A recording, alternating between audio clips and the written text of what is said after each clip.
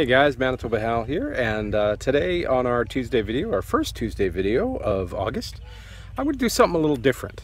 One of the things that I run into a lot as I travel are amateur players who are starting to do their own shows. And I get asked a lot about how to get ready for a stage show. So I thought I'd give you my top 5 tips on how to get ready for a performance. Top 5. The first tip about being ready for being on stage is to check over all your equipment at home. Make sure that you've got your cables, your tuners, and that everything's in working order, because you don't want to be getting to the gig and discovering you don't have something you need. So check your music folders, your stands, everything that you're going to need to take with you. Hey guys, I'm here in Port Hood on Cape Breton Island, and I just want to give you tip number 2 for being ready to perform on stage, and that is to be practiced and rehearsed. Spend your time learning your songs, learning all the changes so that you can play them without reading sheet music on stage. And I got 2 reasons why that's a good thing. The first reason, and the most important, is that you can never connect with your audience effectively while you're reading a sheet music. Now, you might perform really well, you might play the music really well, but there's always going to be a disconnect if you're reading a book instead of talking to people. The second reason that you don't want to be reading a sheet music when you perform is that when you're playing outside or in any situation, stuff can go wrong.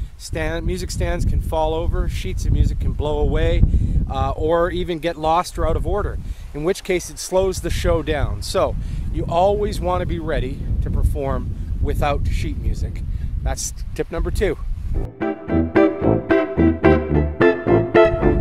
Alright, so here I am in Judique, at least I think that's how it's said, J-U-D-I-Q-U-E. And this is tip number 3 on how to perform live on stage. Now, this one is subjective, I suppose, but I think it's important nonetheless, and that is to dress the part. Now, my grandfather used to tell me that you want to dress better than the audience will look at the show. So always try to figure out what they are going to be like, how casual or whatever, and dress a little bit more appropriately. Or if you're into it, get a costume, something that sets you apart so that people know when they see you that you are the entertainment. You are who they have come to see.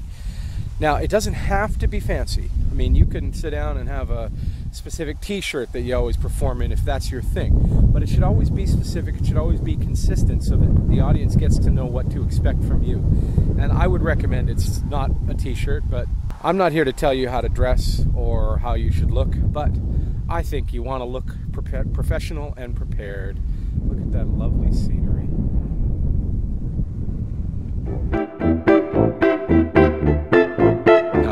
Tip I have to share for you is always be ready to go on stage the minute your name is called.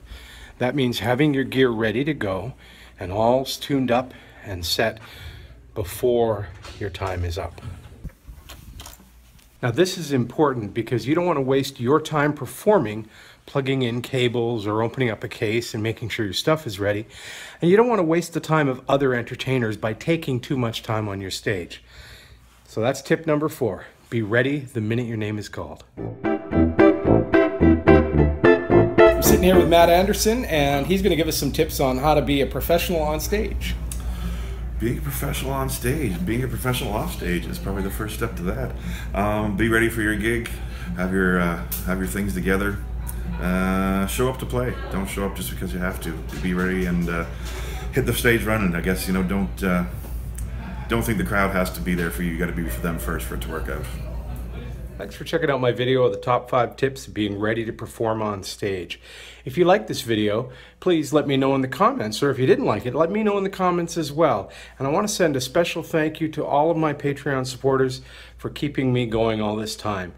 If you haven't heard Patreon, it's a subscription service where you pay me to create these videos for you every month. And in exchange, I give you some extra content that no one else sees. So follow the link below and see if it suits you. And thanks a lot.